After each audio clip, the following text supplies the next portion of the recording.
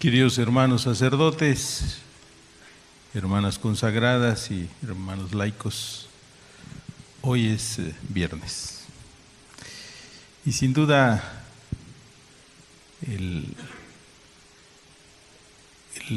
itinerario que tenemos después de haber sido iluminados el día de ayer con esta contribución de nosotros los obispos a la Iglesia de México,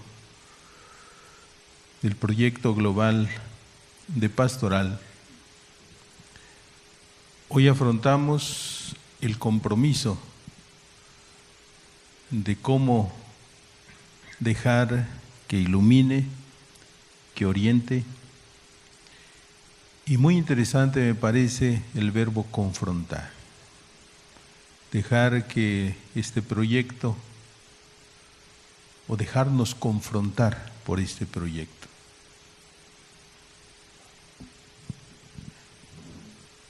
En Aparecida, la orientación de todo el proyecto que se armó también en este importante acontecimiento para la Iglesia de Latinoamérica fue precisamente una orientación discipular y misionera. No podemos decir que nada más misionera, porque no hay misión sin discipulado, no hay misionero sin discípulo, no hay discípulo sin comunidad, porque el discípulo no se gesta solo. El que está solo me parece que esteriliza su trabajo. Y desde ahí la orientación de todos los proyectos era una orientación misionera. Y me parece que este proyecto global de pastoral tiene esa orientación. Una orientación para seguir impulsando la misión, aunque la misión se mencione en uno de los apartados del actual.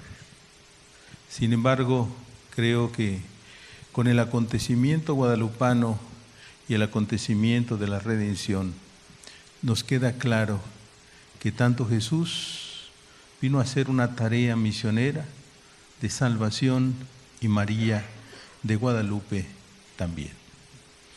De hecho, en Aparecida se presentó una pintura a manera de tríptico y en una de las partes de la orilla, porque en el centro tenía la resurrección del Señor, se ubica a San Juan Diego.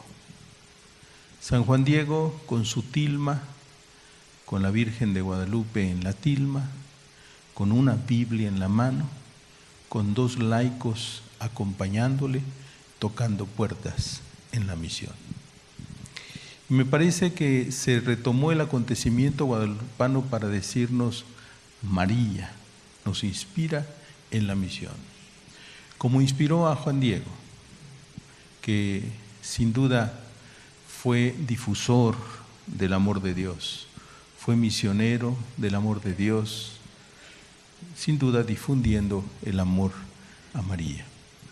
Hoy nos toca a nosotros ser los Juan Diegos, con todo lo que implica la personalidad humilde de este hombre indígena, con toda la tarea que realizó en el silencio, pero también de manera muy efectiva. María, pues, es un personaje transversal a todo el documento, pero también, sin duda, el Espíritu Santo. Y creo que ello nos tiene que motivar nosotros a realizar nuestra tarea. Es el tiempo hoy de los cómo, es el tiempo de los cuándos, es decir, es el tiempo de la responsabilidad para nuestra provincia a la luz de este proyecto global de pastoral, que sin duda, explicado por uno de sus artífices, Monseñor Rogelio Olvera, vimos con claridad cuál es su orientación y cuál es el objetivo. El confrontar, sin duda, también nos lleva a pensar qué es lo que necesitamos para que realmente asumamos este proyecto misionero como nos lo pide Aparecida y como nos comprometemos en Aparecida. Asumir el proyecto de misionero para pasar de una pastoral de conservación a una pastoral decididamente misionera. Y en el mismo documento se nos da la clave, como aparecía ayer en algunos, al menos en nuestra mesa, de las propuestas. Se necesita conversión. Conversión pastoral, conversión eclesial. Cuando Aparecida habla al respecto de lo que nosotros sugeríamos en nuestras participaciones, nos dice que todo parte para poder implementar cualquier proyecto evangelizador como lo es el proyecto global. Todo parte de un encuentro con Jesús. El documento viene a confrontarnos cómo es nuestro encuentro con Jesús, con ese Jesús redentor, con ese Jesús salvador, con ese Jesús que nos trae María en su seno en el acontecimiento guadalupano. Y a partir de ello, creo que no lo podemos pasar así de refilón, cómo es nuestra conversión. No una conversión puntual que ya se dio quizás en algún momento dado de nuestra vida, yo como sacerdote, yo como laico, sino mi proceso de conversión. ¿Cuál es mi actitud de disponibilidad para escuchar la voz de Dios en estos documentos, en estos acontecimientos y en estas manifestaciones de comunión donde Dios se manifiesta? Porque Dios realmente se manifiesta no por allá en algunos solitos, sino se manifiesta en ese solito que está en comunión, en ese que está realmente queriendo junto con los hermanos, con una orientación eclesial de dar un contributo a la evangelización y desde ahí a la comunión y a la paz. Por eso, entrar en un proceso de conversión significa abrir el corazón a las mociones del Espíritu, de tal manera que Dios o yo me confronte con Dios para decir por dónde voy caminando. Y esto necesita, como también lo dijimos el día de ayer, necesita evaluación. De manera honesta, de manera permanente, así como es la evangelización permanente, evaluación permanente. Y junto con este proceso de conversión, también es importante lo que mencionaba al principio, el discipulado. Un discipulado que no es teoría, un discipulado que es evangelio, un discipulado que es confrontar mi vida con el estilo de vida de Jesús, con la actitud misionera de Jesús que iba de aldea en aldea sin miedos. Y como dice Aparecida, y nos lo mencionamos el señor Rogelio, sin ascos y sin demoras. Así entraba Jesús. Y así se dejaba Jesús tocar por los leprosos, y así tocaba al paralítico, y así se introdujo en la piscina de Betesda, y así entró en la casa de un fariseo, y también se dejó tocar por aquella mujer impura, la hemorroísa. El discipulado, pues, es fundamental para entrar en un camino de comunión, en un camino donde nos inspire el Evangelio a vivir la comunión. Ninguna parroquia es una isla en un decanato. Ningún decanato es una isla en una diócesis. Ningún sacerdote es una isla en un presbiterio. La comunión se ejerce desde la pequeña comunidad. La comunión se vive no en teoría. Somos muy dados a hablar de la comunión, de la espiritualidad de la comunión, hablar de la comunión para los demás. ¿Cómo vivo yo la comunión? Creo que el proyecto también nos confronta a ello, a tener una actitud comunional para mirar con esperanza el futuro.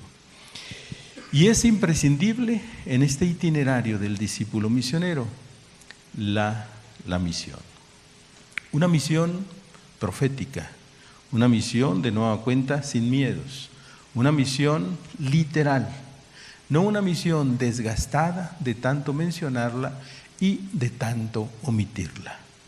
Una misión que creo que es una opción fundamental en el proyecto misionero, en el proyecto global, para poder implementarlo y confrontarlo con los planes diocesanos de pastoral.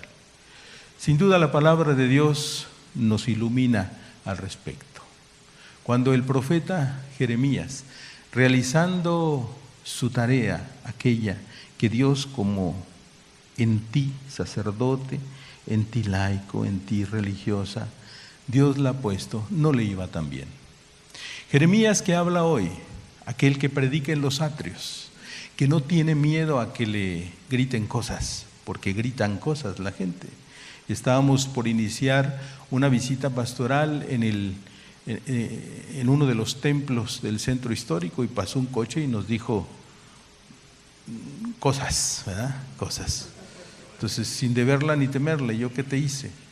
Bueno, en los atrios del templo, dentro del templo ahora y en las plazas, cálenle a ir a una plaza a hablar de Dios y verán las reacciones. No son negativas. La gente tiene sed de Dios. Calémosle a ir a los cerros en nuestras periferias y no encontraremos rechazo. Quizás eventual sí, pero nuestro pueblo tiene sed de evangelio. A pesar de que no les gustó a aquellos que iban entrando en el atrio del templo, el cual había sido idolizado por los judíos, porque ya era más importante el templo que el mismo cumplimiento de la ley. Era más importante ir al templo que el cumplimiento de la ley, y eso es lo que el profeta les denuncia, porque es el mismo profeta que les había dicho y que después retoma Jesús: no conviertan la casa de mi Padre en una cueva de ladrones. Es el mismo profeta que les dijo que se iban a podrir con aquel simbolismo del cinturón que es enterrado y después rescatado, y se los muestra. Y le dice Dios: así como se pudrió el cinturón, así se pudrirán los egoísmos de este pueblo.